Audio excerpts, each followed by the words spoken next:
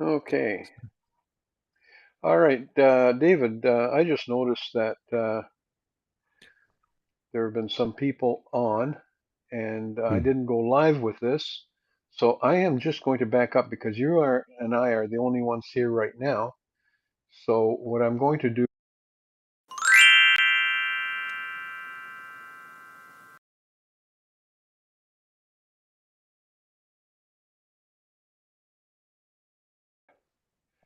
so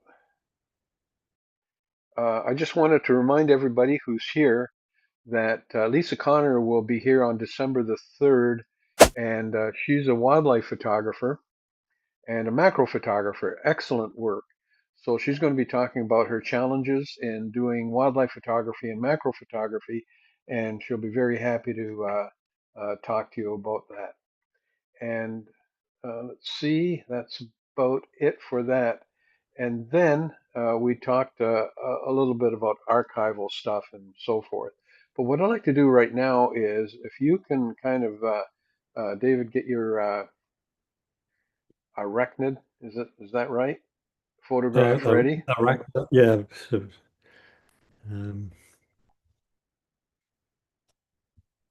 Yeah, I'm interested in seeing your spider, your six-eyed spider. yeah. Um, I'll do the first one. Okay, let me just put that in to, So, there we go.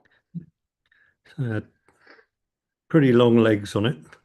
Yeah, no kidding. Lovely colour, and you can see sort of Do you six even eyes there, do you even and know then what kind of spider that and is? it come out. I did look it up. I'm not sure if I can even pronounce it. Just bear with me a minute.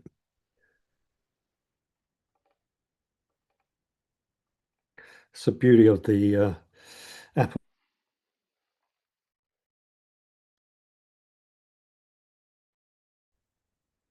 It tells you what these things are. Oh, there we are.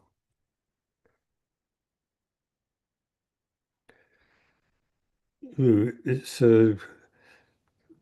Deloma, Delomes tenebrosus, whatever that is. It's supposed to be very common in Canada. Hmm. Looked on the Is it typically an outside spider or an inside spider? Do you know that? outside. Yeah, Wouldn't want that in my house. I know that. yeah. I wonder how But long these creatures live. yeah, yeah. I tried to get some more information on it, but it's very general. No. Um, yeah. I want to see the next one. I can.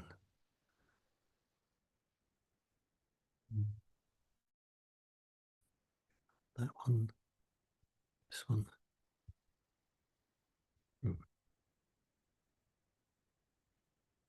Yeah.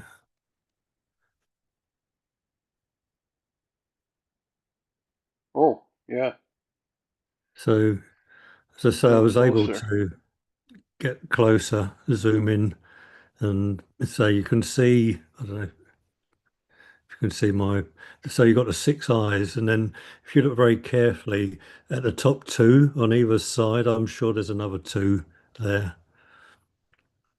What? How many But, eyes do they typically have? between six and eight, Huh. most spiders. So Um, that's two and four,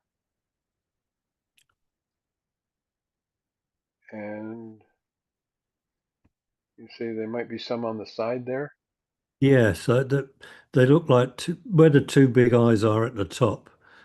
Just to the either side, there's like another little bump, which to me looked like an eye, but I Yeah, couldn't be sure. But they're quite hairy as well. Or this no one is. kidding. I'm always amazed at spiders that they don't get tangled up in their own web. That's yeah, yeah.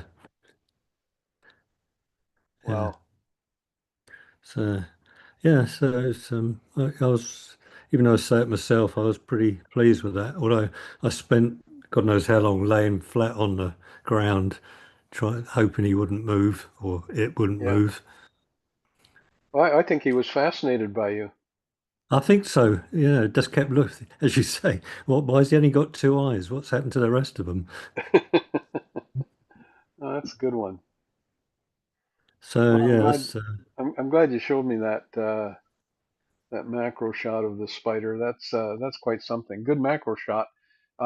And yeah. uh, the thing about getting in that close and with macro photography, your focus has to be right on uh, mm. the subject area, and that would be the face of obviously Well, the spider, yeah. and then your depth of Well, field you have falls to. off real quick. Yes, yeah, and you have to do it in manual. So what I found now, I do it. I try and get it as good as possible. But then I press the plus button, so I zoom in on Yeah, the screen, so it makes it bigger, and then I can adjust it to make sure I get a much better focus, if that makes sense. yeah, yeah. So Yeah, I it found does. that helps quite a bit. Well, And that's great. Do you have any other shots of it? and just no, they were the only two. I I had to rush in just to see how it worked out, and then he disappeared on that. Um, but yeah, I think the macro, I suppose to a certain degree, it's the same with the UV rocks.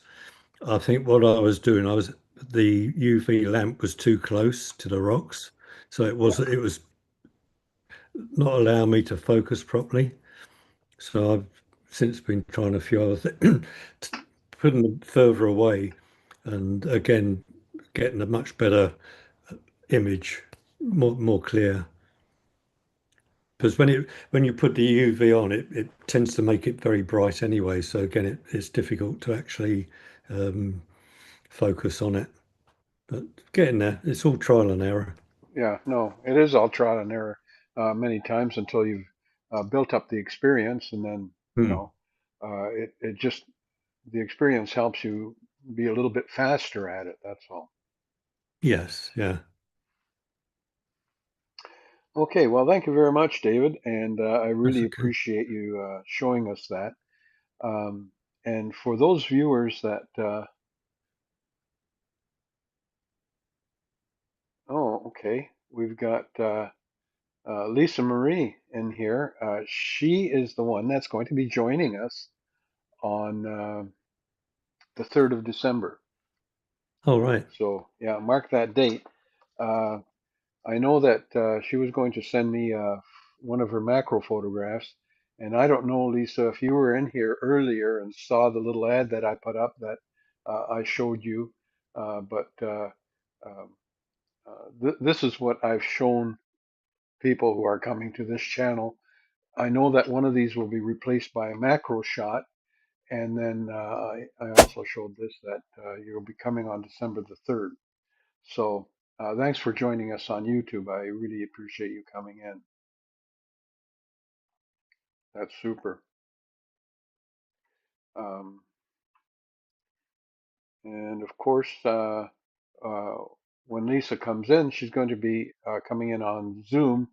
So, uh, Lisa, you're going to be coming in and you're going to be coming in like this. And then you're going to be coming in with an image. Um, if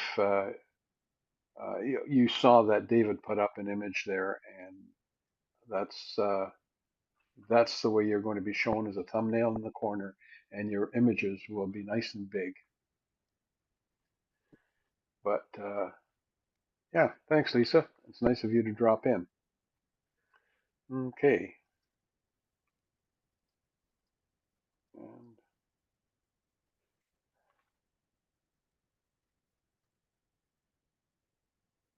yeah, well, we're looking forward to having you here. That's going to be Yeah. fantastic.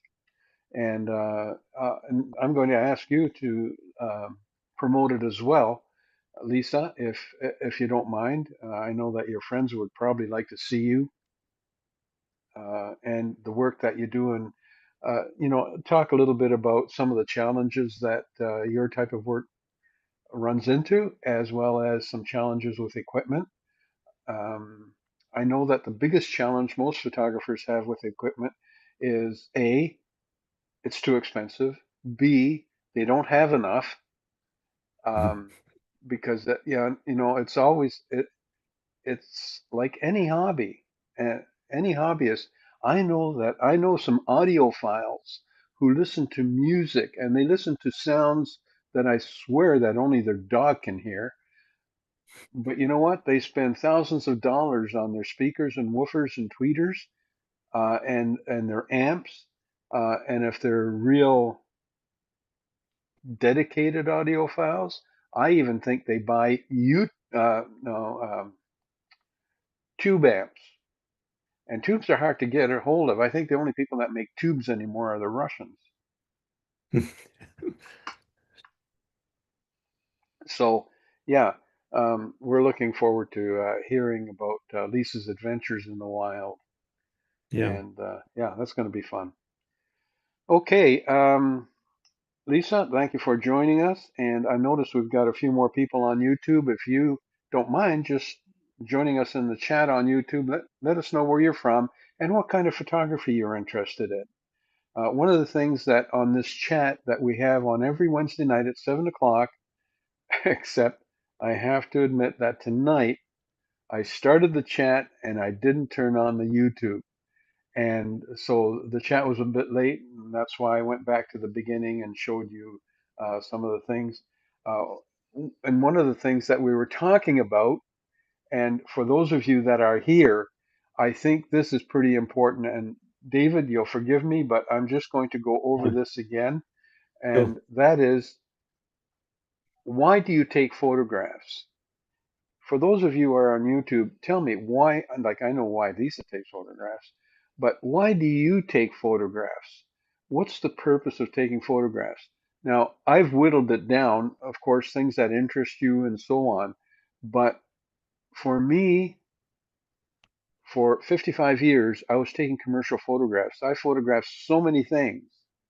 And I think that um, that's the reason I was taking photographs to make money because that was my profession. But outside of that, when I took personal photographs, it was for archival purposes. And David and I were chatting, and I know nobody else was here at the time when we were chatting about this, but how many of you remember this? For some young people, they don't even know what this is.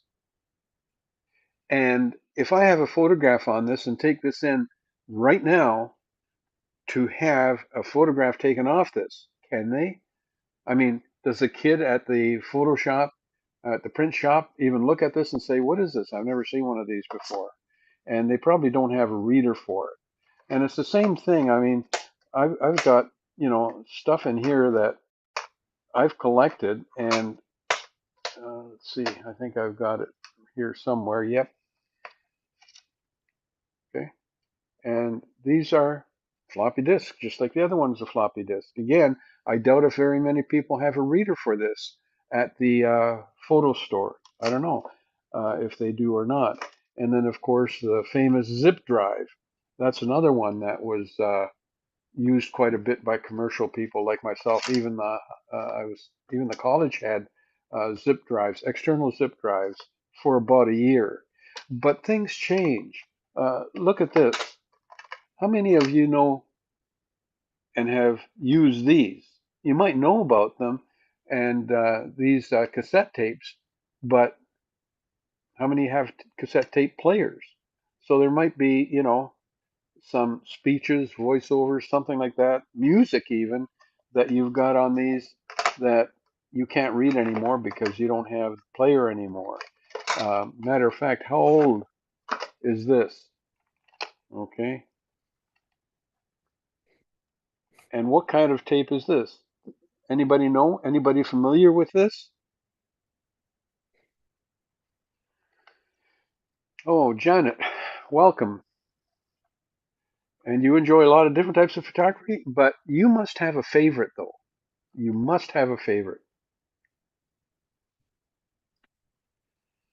You must have a favorite type that you really love to do if you get a chance. Like for me, um, I love taking photographs, but my favorite is people. And if I had to dilute that even more, my real favorite is passion. Fashion, I should say. Well, there's passion for fashion. How's that? Um, that's what I love to photograph. And matter of fact, I think on my Instagram page, I've got some fashion shots that have been taken. Now, getting back to archival photography, what what can you do? What can you do to make sure that your photographs are preserved for generations, preserved for 50 years, 100 years, 150 years, 200 years? How can you do that? Well, I know how, and I'm sure you know how too. Any suggestions out there? How can you preserve photographs that long and know that it's not dependent on some easy drive from the 50s or 60s or whatever, right? Actually, they didn't have these in the 50s and 60s, but be more like 80s. Hmm? What can you do? Any suggestions? Anybody?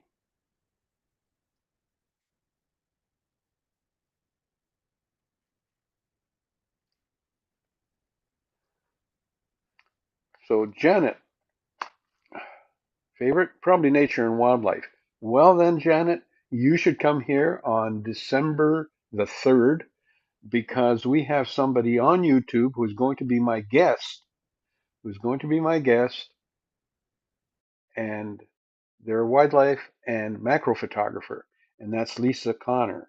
And she's on YouTube right now, joining us on this chat. This chat happens every Wednesday at 7 p.m. for 1 hour, and it's for photographers like you. If you come here on Zoom, then obviously you can participate. You can show us some of the photographs you've taken. And it doesn't matter. You don't have to be a professional. I just like to see photographs that people are taking these days and what they love to take. And everybody has their favorite photographs. So yeah, I'd like to see that, obviously. Um, and let's see. Yeah, okay. Who else do we have here? Anyway, how can you preserve your photography for generations to come? That's that's my question. What can you do to make sure that?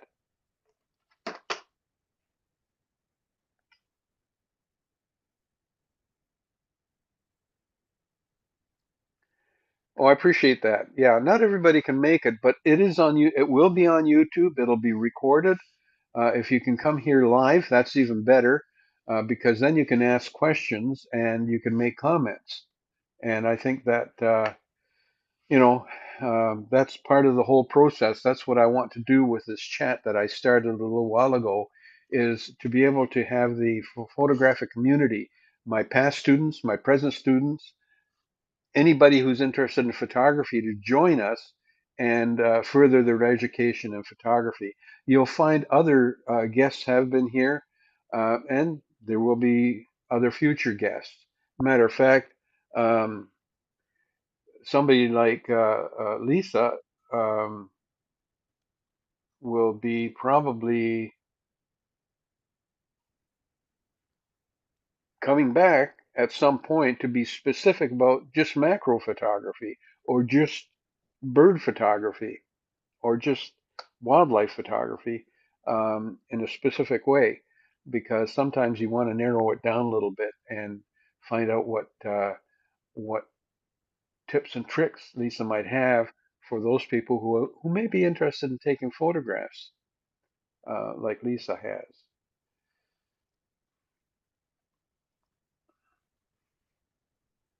Okay. Oh, what's the Zoom link?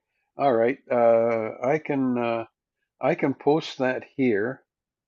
And let me just do that right now. I'll post the Zoom link on the YouTube chat, and it's the same link every week. So there's not a new link every time.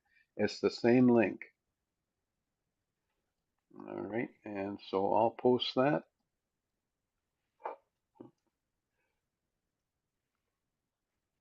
There you go. That is the Zoom link. Um, good. I hope you can see that, can't you?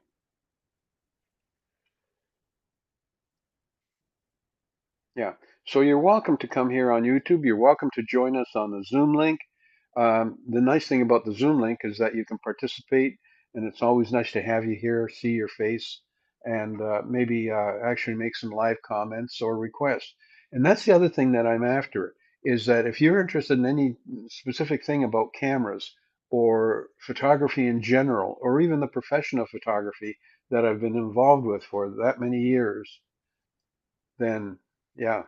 Um, I welcome the questions and I welcome suggestions. Or if you know of somebody who is good in a certain type of photography, then let me know. They might be a guest in the future. I know that I have a couple of guests in the wings who will be coming back, and one of them is Chris Atkins, and he will be coming back because he was with a group that was looking for a sunken galleon in the Mediterranean, a Spanish galleon, and he did some deep sea diving uh, with cameras. And he's an excellent photographer, videographer. I've had him on a guest as before because he's been all over the world taking photographs in Siberia, um, not just photographs, but also video in Siberia, in the Near East, in the Amazon. And he's also flown some very heavy duty drones uh, for his photography. But I know that he's an expert scuba diver and um, photographer, underwater photographer. So he'll be back. He already told me he would come back. Right now, he's down in the United States taking some photographs. He lives just south of us here, as a matter of fact. So, um, and at some point in the past, when I had my studio, he was one of my videographers. He was one of my first videographers, and that's where he actually started his profession. And he has just done amazing things. So yeah, won awards. He's won awards for his videos. Okay, so that kind of wraps it up for this evening. I usually try to keep it um, to 1 hour, sometimes less, depending on how many people are present. But tonight we've got a few people here, and it's nice to see them. Um, and let's see, yeah, and now I just want to make sure it's Jeanette or is it Jane and TV? So I'm not sure. I want to just make sure it's I've got the name right. Okay. Now, are there any questions at all? I think you all saw the spider photograph that David took, and David also does ultraviolet light photography of flowers as well as um, minerals, rocks, crystals, things like that. And if I'm not mistaken, David, you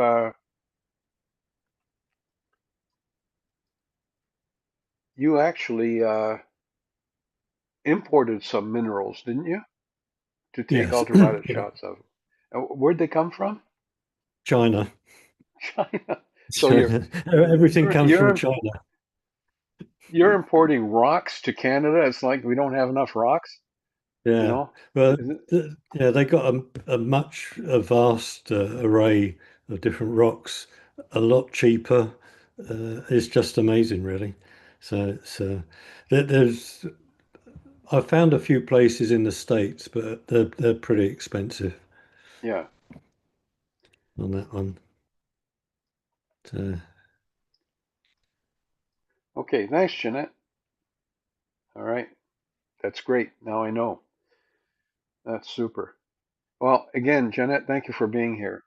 And I think in the future you will probably hear more from David as well, because I think that he's looking at some other things to photograph with his ultraviolet lights. And the last time he was here, he actually talked about where he got the lights and what the models were and everything else. But one thing about David, he's been a constant companion of the chat uh, almost from the beginning. So he's here all the time contributing and having conversations with people. So thanks, David. Appreciate that. You're welcome. Oh. No, no, it's a pleasure.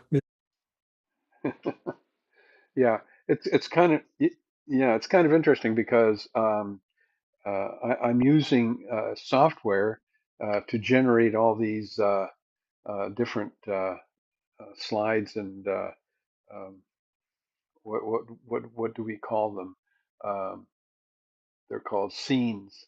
So this is a scene, then I can switch scenes and so on. And it's taking me a little while to do that. And I've got uh, what I would call a controller, right? It's this kind of thing. I attached to a cord, so I can't really show it that well. But this controller, I can switch scenes and so forth from next to previous and so on. And sometimes I press the wrong button and I go to the wrong place, so you'll have to forgive me for that.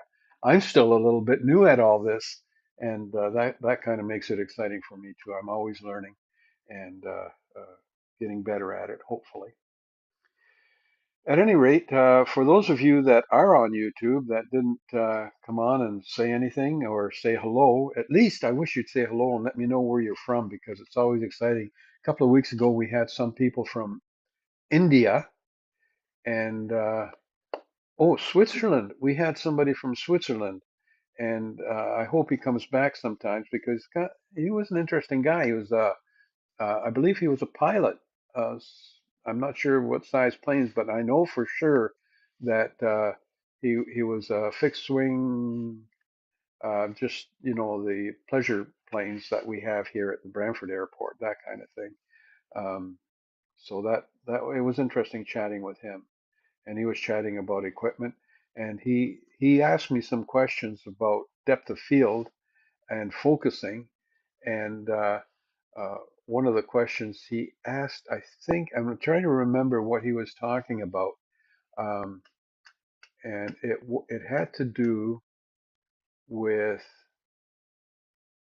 um, aperture.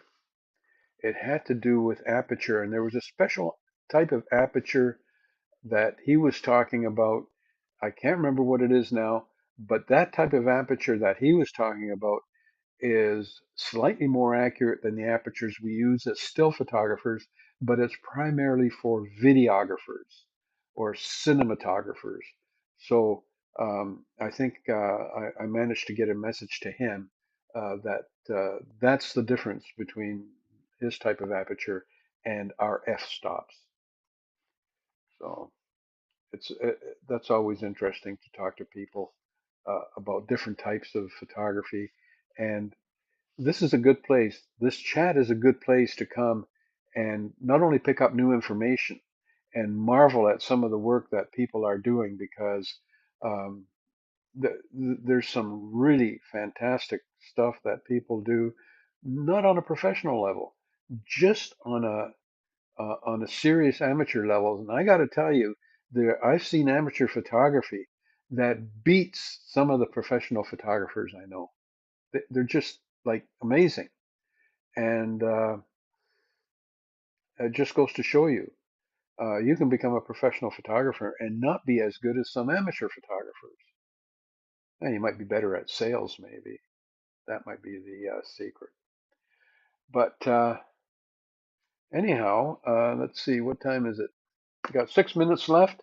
And any questions in the next 6 minutes, I'd love to talk to you. And if you have any suggestions on the type of photography that, maybe guests that you'd like to see here, I'd love to hear about that.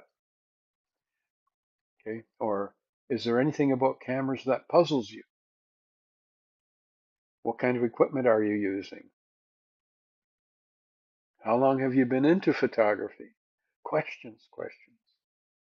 I got tons of questions, but I'm hoping that you have questions too. Okay, ladies and gentlemen, I think we're going to call it a night, but before we do, there are a couple of things that I always ask you to do if you don't mind. And that is, of course, if uh, if you don't mind, I'd like to get a like from you because it's always nice to hear that somebody likes what we're doing. And the other thing that I've been doing is short videos, very short videos. The last one I did was on hyperfocal distance law. It's been posted, and I think it's 6 minutes long. So I'm doing very short 6 minute, what I call bite-sized photography lessons. So if there are any lessons that you think would be good for this kind of um, presentation, a bite-sized photography lesson, then let me know because I've even broken down shutter speed, aperture, ISO to a lesson on shutter speed, to a lesson on aperture, to a lesson on ISO, and then a lesson combining the three of them together so that you understand. Then the next thing will be metering. You know, how does a meter see the world? And I'll explain that. And then how to use the meter in manual mode and what happens in your auto modes with your metering. Okay, no questions. All right, well, for those of you who have joined me on YouTube, thank you very much. I have posted the Zoom link on YouTube, and that Zoom link is the same one every week. But even if you join me on YouTube every Wednesday, I will always post the Zoom link in YouTube should you care to join us live on Zoom. Appreciate having you. No questions? Uh, Well, I just suddenly thought on all these cameras now, you get all these special effects. What, do you think they're actually worth it? I never use them, but they're there for like sunset, uh, all different effects you can use. Have you ever used them yourself? You know what? I have. And the interesting thing about it is that I also bring this up for the students that these scenes and these effects that are um, on your camera, trust me, they wouldn't put them there if they didn't work Hmm. because that would be a bad thing, right? So they do Yeah. work. Like you have, and they're getting like really crazy. Like they have food, they have kids, they have, as you say, sunsets, they have Hmm. sports, they have portrait, they have portrait at nighttime, they have, on my camera, there's a whole menu of things that they have. Oh, okay, thank you very much. Somebody just um, think Lisa wants to know about white balance. Fantastic. I'm going to go over white balance and what that's all about and which one you should pick and why should you get off out of white balance onto one of the other ones. There's some good reasons. And this is something that on commercial photographers, I've always said you got to get off auto on many things because you really want to control your camera a little bit more just to tweak out a little bit more of its capabilities. And while auto is okay, going manual sometimes is better. But anyway, yeah, thanks, Lisa. I will go with auto white balance maybe for the next um, bite-sized lesson. Thank you. I appreciate that.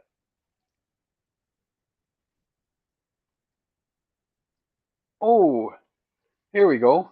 Super Zardo. Yeah, T stops. Thank you very much. That was it. And um, this gentleman you're from Switzerland, right? Is that correct?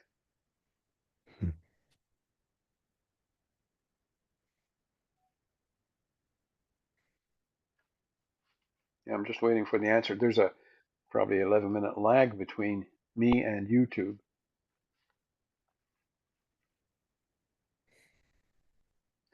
Okay, that was great. Well, I'm glad you're here, and I'm glad you posted. That's fantastic.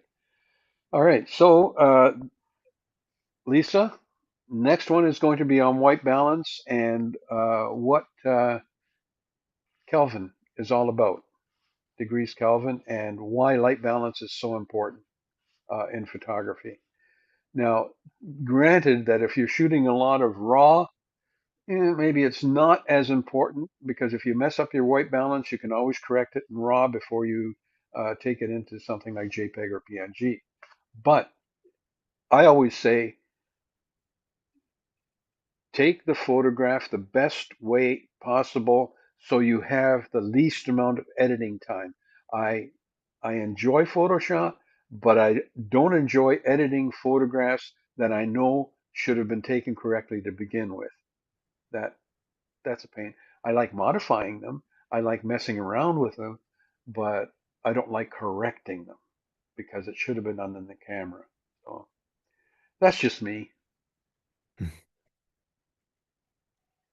Okay. All right. I guess that's it now. I don't think there's anything else that I really want to talk about tonight, except please come back here every Wednesday, 7 p.m. Eastern Standard Time in Canada, Southern Ontario. Yeah, the Banana Belt. Hmm. Some say. I don't think so, but winter's coming. So we're going to look forward to some winter shooting. Lisa, do you do much winter shooting outside? Probably you do.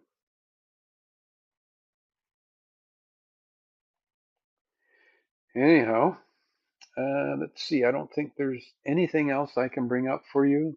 No. Just don't forget that I have Lisa coming here, and she's going to be talking about her wildlife photography and macro photography, and that will be on December the 3rd. Okay, don't forget.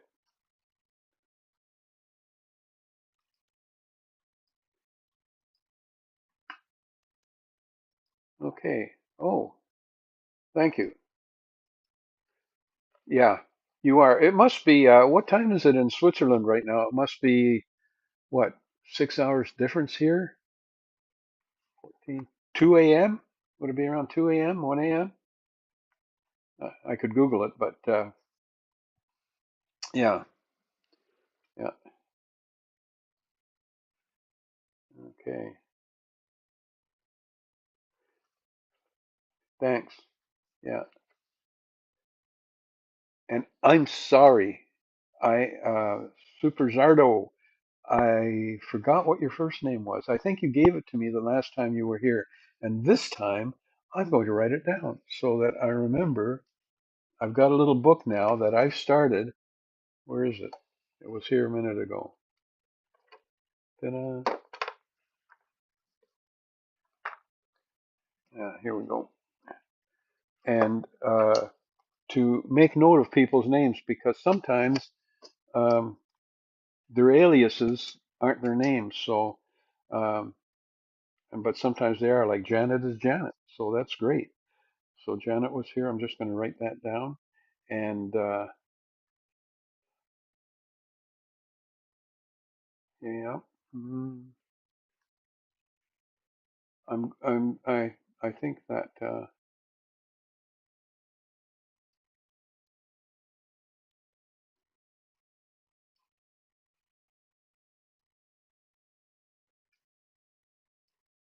there we go. Oh, you're welcome, Lisa. I'm the one that should be thanking you, not the other way around. Um, so yeah,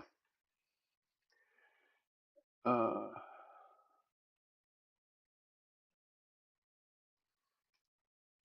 you do lots of. I'd love to see some of your winter work and some of the challenges that you have with winter photography, because I'm sure that it can be hard on equipment, not to mention hard on the photographer.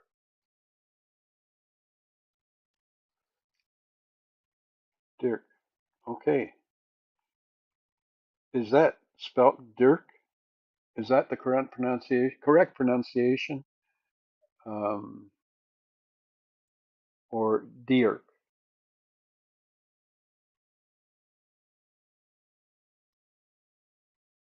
So number one would be Dirk. Number two would be Dirk. If you can let me know, because I want to be able to pronounce it correctly.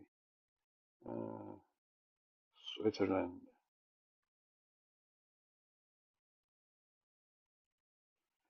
I was in Switzerland once, and not for long. I was driving through from Austria going to Germany, I think.